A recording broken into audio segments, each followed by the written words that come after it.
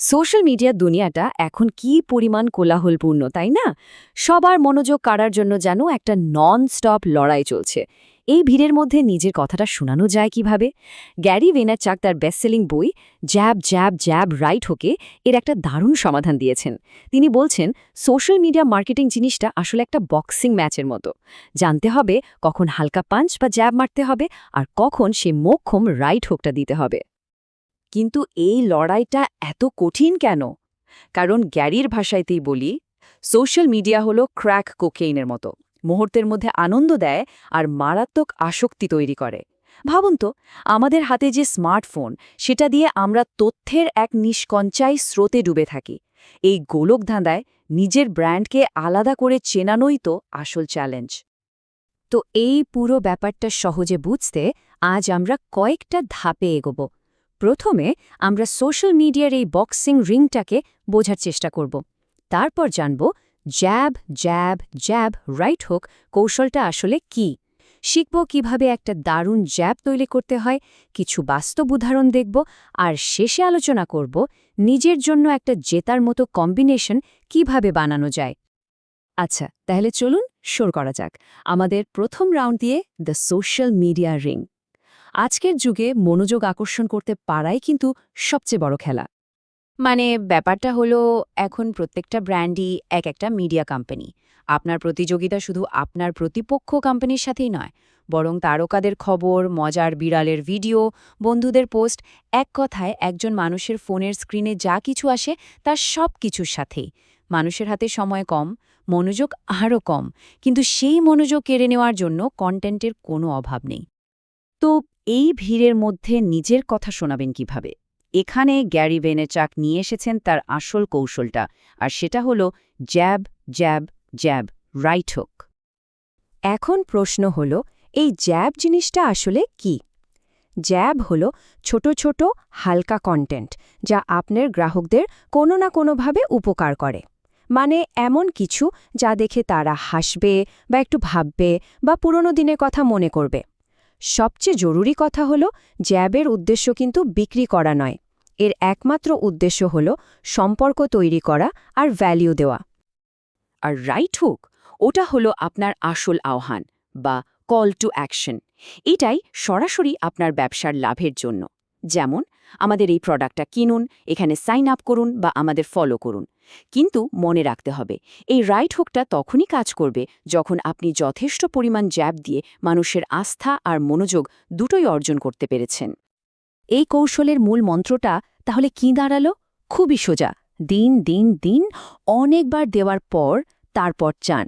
মানে বিক্রি করার জন্য ঝাঁপিয়ে পড়ার আগে ক্রমাগত ভ্যালু দিয়ে যান। ধৈর্য ধরে একটা সম্পর্ক তৈরি করুন, তারপর না হয় বিক্রির কথা বলবেন। তাহলে একটা ভালো জ্যাব বানাবেন কিভাবে? এর মূল রহস্যটা হলো নেটিভ কন্টেন্ট তৈরি করার শিল্পটা বোঝা। মানে প্ল্যাটফর্ম অনুযায়ী কন্টেন্ট বানানো। একটা দারুণ জ্যাবের কয়েকটা বৈশিষ্ট্য থাকে। প্রথমত, এটা যে প্ল্যাটফর্মে দিচ্ছেন সেটার সাথে একদম মানানসই হতে হবে। মানে ফেসবুকের জন্য যা বানাবেন সেটা ইনস্টাগ্রাম বা টিকটকে হুবহু চলবে না। দ্বিতীয়ত, জ্যাব কখনো কিছু দাবি করে না, শুধু দেয়। তৃতীয়ত, এটা পপ কালচার বা ট্রেন্ডিং টপিককে কাজে লাগায়। চতুর্থত, এটা মাইক্রো কন্টেন্ট, মানে ছোট আর সহজে হজম করার মতো। আর সবশেষে, আপনাকে ধারাবাহিক আর ধৈর্যশীল হতে হবে। সাফল্য কিন্তু রাতারাতি আসে না। বিজ্ঞাপনের কিংবদন্তি লিও বার্নেটের একটা কথা আছে, যেটা এখানে একদম পারফেক্টলি খাটে। জিনিসটাকে সহজ করুন, স্মরণীয় করে তুলুন, দেখতে আকর্ষণীয় করুন আর পড়তে মজাদার করুন। ভালো কন্টেন্টের এই নিয়মগুলো কিন্তু কখনোই পুরনো হয় না। চলুন এবার থিওরি বাদ দিয়ে সরাসরি রিংয়ের পাশে গিয়ে বসি, কিছু বাস্তব উদাহরণ বিশ্লেষণ করে দেখি কোন ব্র্যান্ড জিতছে আর কোনটা পিছিয়ে পড়ছে।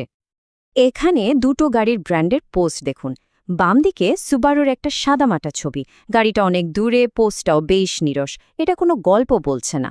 অন্যদিকে ডানের মিনি কুপারের ছবিটা দেখুন, বরফের মধ্যে হুড খোলা গাড়ি চালানোর একটা দুঃসাহসিকতার অনুভূতি দিচ্ছে। এটা শুধু একটা গাড়ি দেখাচ্ছে না, একটা অ্যাডভেঞ্চারের গল্প বলছে। মিনির জাপটা সফল, কারণ এটা মানুষের আবেগ আর গল্পের সাথে কানেক্ট করতে পারছে। এটা দেখুন, একটা পারফেক্ট জ্যাবের উদাহরণ।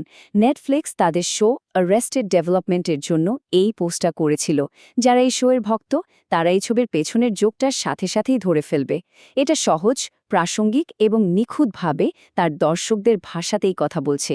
এটাই হলো নেটিভ কন্টেন্টের আসল শক্তি। আর এটা হলো একটা মিসড পাঞ্চ, মানে পুরোপুরি ফ্লপ একটা চেষ্টা। লেখক এটাকে চরম জঘন্য বলেছেন। কেন? কারণ এই ফেসবুক পোস্টে কোনো ভ্যালিউই নেই, শুধু টুইটারে যাওয়ার একটা লিঙ্ক। ফরম্যাটটাই ভুল, ছবিটাও অন্ধকার আর ঝাপসা। এটা আসলে মানুষের সময় নষ্ট করা ছাড়া আর কিছুই নয়। আবার একটা সফল উদাহরণে ফেরা যাক। টুইক্স একটা পরিচিত দার্শনিক ধাঁধাকে তাদের ব্র্যান্ডের গল্পের সাথে কি দারুণভাবে জুড়ে দিয়েছে। এটা তাদের ব্র্যান্ডের কৌতুকপূর্ণ আর একটু অন্যরকম ভয়েসটাকে ফুটিয়ে তুলেছে, আর মানুষের সাথে একটা মজাদার কানেকশন তৈরি করেছে। তো এত সব উদাহরণ তো দেখলাম, এখন আসল প্রশ্ন হলো, এই সব কিছু থেকে পাওয়া শিক্ষাটা নিজের কাজে লাগানো যায় কিভাবে? অনেকেরই হয়তো মনে হচ্ছে, আরে ভাই, এসব তো নেটফ্লিক্স বা টুইক্সের মতো বড় বড় কোম্পানির জন্য। আমার একটা ছোট বা বিশেষ কোনো ব্যবসার জন্য এটা কিভাবে কাজ করবে? চলুন একটা বাস্তব উদাহরণ নিয়েই ভাবি। ধরুন, রাফিকুল কেমিস্ট্রি কেয়ার নামে একটা সার্ভিস আছে, যা এইচএসসি পরীক্ষার্থীদের জন্য কেমিস্ট্রি নোটস, প্র্যাকটিস প্রশ্ন আর অনলাইন পরীক্ষার ব্যবস্থা করে।